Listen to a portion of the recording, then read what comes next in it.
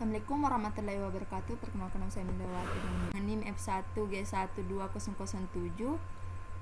Di sini saya akan menjelaskan tugas yang mengenai itu proyek proses manajemen kelompok, yaitu studi kasus. Manajemen proyek adalah upaya integratif keputusan dan tindakan yang diambil dalam satu area pengetahuan pada waktu tertentu. Biasanya mempengaruhi area pengetahuan lainnya.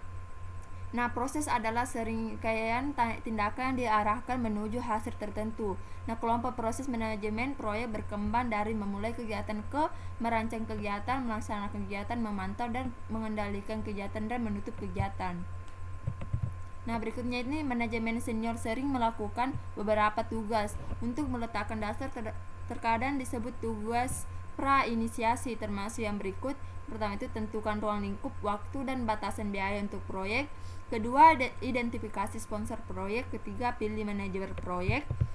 Keempat, mengembangkan kasus bisnis untuk sebuah proyek. Kelima, bertemu dengan manajer proyek untuk meninjau proses dan harapan untuk mengelola proyek. Keenam, tentukan apakah proyek harus dibagi menjadi 2 atau lebih proyek yang lebih kecil.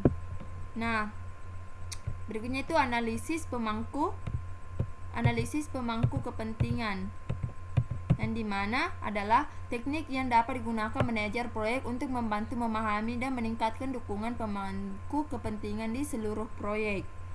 Selanjutnya yaitu Scrub mencakup 3 peran utama untuk peserta proyek. Yang pertama itu pemilih proyek, yang dimana orang yang bertanggung jawab atas nilai bisnis proyek dan untuk memutuskan pekerjaan apa yang harus dilakukan dan dalam urutan apa seperti yang didokumentasikan dalam simpan produk. Scrum Master, orang yang memastikan bahwa tim produk memfasilitasi Scrum harian, memungkinkan kerjasama yang erat di semua peran dan fungsi dan menghasilkan hambatan yang mencegah tim menjadi efektif. Yang ketiga itu tim Scrum dan tim pengembang, di mana tim lintas fungsi yang terdiri dari 5 hingga 9 orang yang mengatur dari mereka sendiri dan bekerja untuk menghasilkan hasil yang diinginkan untuk setiap script. Di Scrum artefak adalah objek berguna yang dibuat orang-orang. Artefak dapat disebut penyampaian dalam pendekatan manajemen proyek lainnya. 3 artefak berikut dibuat dengan Scrum. Yang pertama itu produk backlog, kedua sprint backlog, ketiga bagian breakdown. Scrum Master memfasilitasi 4 upacara atau pertemuan saat menggunakan metode Scrum. Yang pertama itu sesi perencanaan sprint, yang dimana pertemuan dengan tim untuk memilih serangkaian pekerjaan dari produk backlog untuk disampaikan selama sprint. Kedua itu Scrum harian, di mana pertemuan singkat untuk tim pengembang untuk berbagi kemajuan dan tantangan serta merancang pekerjaan untuk hari itu. Yang ketiga itu tinjauan scripting, yang dimana pertemuan di tim mendemonstrasikan kepada pemilik produk apa yang telah diselesaikannya selama sprint.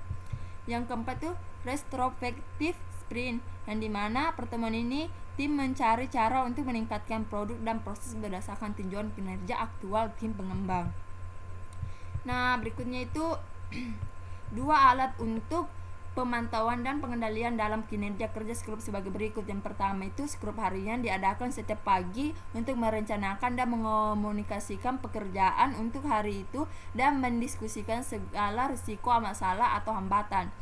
Yang kedua, tinjauan script pada kemajuan pekerjaan dalam sprint dapat dipresentasikan di papan sprint yang dikelola oleh Scrum Master. Papan sprint berisi kartu untuk mewakili setiap tugas yang harus dikerjakan selama sprint. Baik, itu saja dari saya. Sekian dan terima kasih. Assalamualaikum warahmatullahi wabarakatuh.